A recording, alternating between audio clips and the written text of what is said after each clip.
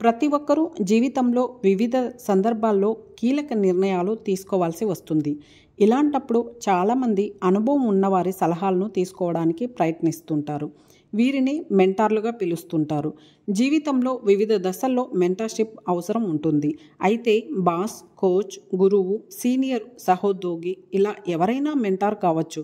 పెద్ద పెద్ద సంస్థలు కూడా తమ బ్రాండ్ విలువను పెంచుకోవడానికి మెంటార్లను నియమించుకుంటాయి. అయితే వివిధ రకాల మెంటార్ల గురించి తెలుసుకుందామా? సృజనాత్మకంగా ప్రతి ఒక్కరిలో సృజనాత్మకమైన ఆలోచనలు దాగి ఉంటాయి. కానీ వాటిని కొంతమంది మాత్రమే సరిగా ఉపయోగించుకొని కెరీర్లో రాణిస్తూ ఉంటారు.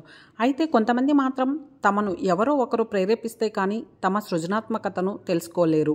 ఈ పాత్రను మెంటార్లు పోషిస్తూ ఉంటారు. వీరు ఎదుటి వ్యక్తి నైపుణ్యాలను సునిశితంగా పరిశీలిస్తూ ఉంటారు. వాటిని మరింతగా ఎలా పెంపొందించుకోవాలో తెలియజేస్తారు. కీలక సమయాల్లో నిర్ణయాలు తీసుకునేటప్పుడు ఎలాంటి జాగ్రత్తలు తీసుకోవాలో వివరిస్తారు. ఇలాంటి మెంటార్లు ఎదుటి వ్యక్తిలోని సృజనాత్మకతను బయటకు తీయడంలో సిద్ధహస్తులు. ఆర్థికంగా కొంతమంది వ్యక్తిగత, వృత్తిగత సమస్యలను స్వయంగానే పరిష్కరించుకోగలుగుతారు. కానీ ఆర్థికపరమైన నిర్ణయాలు తీసుకోవడంలో మాత్రం ఇబ్బందులు ఎదుర్కొంటారు. సరైన అవగాహన లేక నష్టపోతూ ఉంటారు. ఇలాంటి వారు ఆర్థిక విషయాలపై అవగాహన ఉన్నవారి సలహాలు తీసుకోవచ్చు. వీరికి పెట్టుబడులు ఎక్కడ పెట్టాలి, దేనికి ఎంత ఖర్చు చేయాలి, ఏ సమయంలో ఎలాంటి కొనుగోళ్లు, విక్రయాలు జరపాలి వంటి విషయాలపై అవగాహనతో పాటు అనుభవం ఉండే అవకాశం ఉంటుంది.